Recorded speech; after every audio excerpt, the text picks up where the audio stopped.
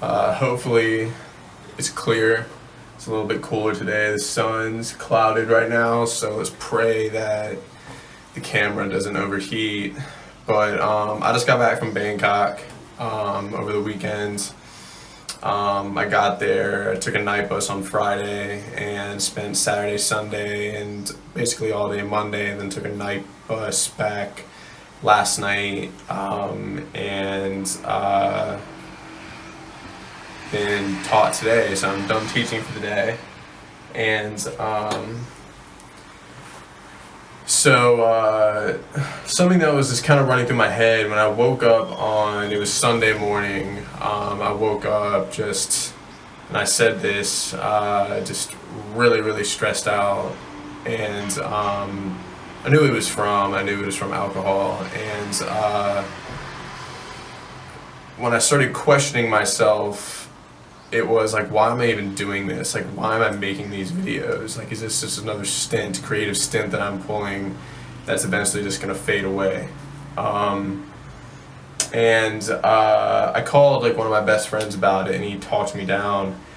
And he said that, like, well, first off, like, why are you doing it? And at the moment, I was like, I don't even really know. I really don't know. Like, what are you trying to accomplish from this? And I was like, I really don't know. But I think what I can tell you is that just talking about what I've been thinking and my brain processes has helped.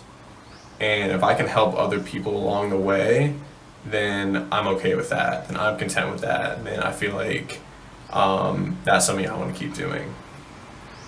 But something that, kind of moving to the topic that I want to touch on, is an idea that I was recently introduced to. Because when I get really anxious, I always just jump to worst case scenario. I'm sure there are many that can relate to this. It's kind of like a fucked up like mentality. It's like, well, I'm prepared for the worst case scenario, so if the worst case scenario happens, then like it's not going to surprise me. It's not a healthy way of thinking.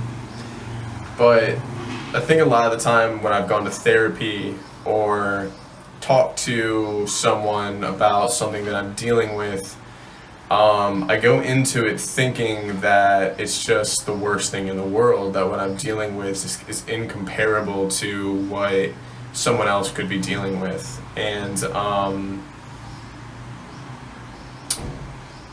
what I've been trying to do is, and this is why writing just for myself, like just in a journal, has been so helpful, because I can go back and look at it. The idea is listening to yourself talk.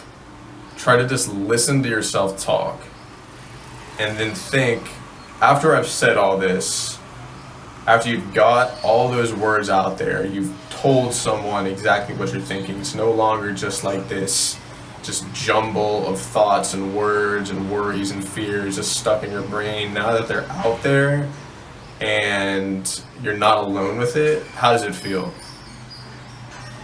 What does it make you think? And in my experience, it's made me realize that I'm making a mountain out of a molehill. Say that again, mountain out of a molehill.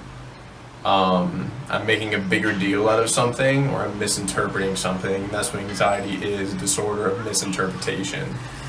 And it can go both ways. If you're not anxious about something and you're telling someone something, but then you realize as you're telling that person whatever it is you're telling them that you're not really that stressed out about, you might realize, like, oh, this is kind of a bigger deal than I thought. So once again, listening to yourself think. So just a habit to try. It's a lot of these things are much easier said than done. And it's different for everyone. but that's something that's been helpful for me is when I am telling someone something that's hard for me to get across or something that I'm hesitant or reluctant to tell. Once I do, and then I almost like look at the conversation, listen to the conversation during and after it's happening. It's like that's really not as unusual or as scary or as suffocating as I'm making it out to be. So try to hold that close. Like I said, everyone's different, and hopefully you find that helpful. And I'll cut it there.